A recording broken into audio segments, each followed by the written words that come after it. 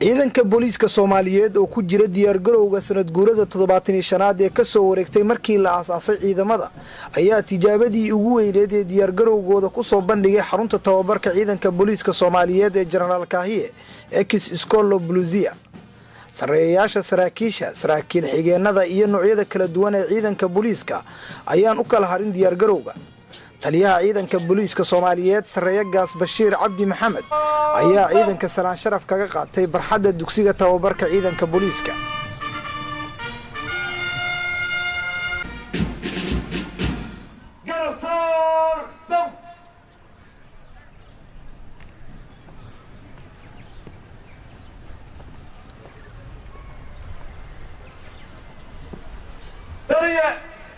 saaka diyaar waxa barabada nagu horeysay oo jaraalka ah ciidamadii ka qaybgeli lahay 75 guurada ciidanka booliiska dhalinyaro loo diyaarinayo ka mid noqoshada ciidanka booliiska ayaa qayb ka ah tijaabada diyaar garowga maalinta ciidanka booliiska Soomaaliyeed sareeya gaas Bashiir Cabdi Maxamed taliyaha ciidanka booliiska Soomaaliyeed ayaa ciidanka ku dhiirigeliyay diyaar garowga ay ugu jiraan xuska 75 guuradii ka soo wareegtay aasaaska ciidanka booliiska waxaan aaminsanahay ciidanka booliisku inuu sugi karo amniga caasimadda iyo dalka caam ahaanba waxaynu aaminsanahay 75 sano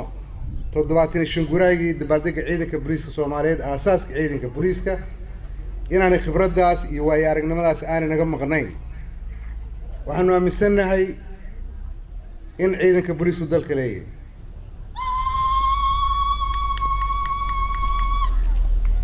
waxaan rajaynayaa marka ayaamaha yar inoo dhiman sida maalintaas aynu weynaynayno qadarinayno qiimeynayno oo magaceena iyo astaanteena leh aasaaskeenna inaynu ka soo dhalaali doono insha Allah inaynu ummadda tusi doono ciidanka booliiska waxay haweenka ku jira ciidanka booliiska Soomaaliyeed ayaa ka dhex muuqday diyaar garowga iyagoo uu muujinaya sida ay uga go'an tahay ka soo dhalaalida doorkooda xuska maalinta booliiska Soomaaliyeed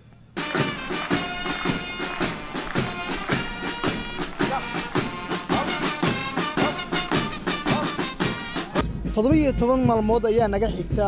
20 December oo ah 75 guuradii ka soo wareegtay markii la aasaasay ciidamada booliiska Soomaaliyeed oo ciidamadu ay u diyaar garoobayaan Cabdishakuur Ali Axmed warbaahinta qaranka Muqdisho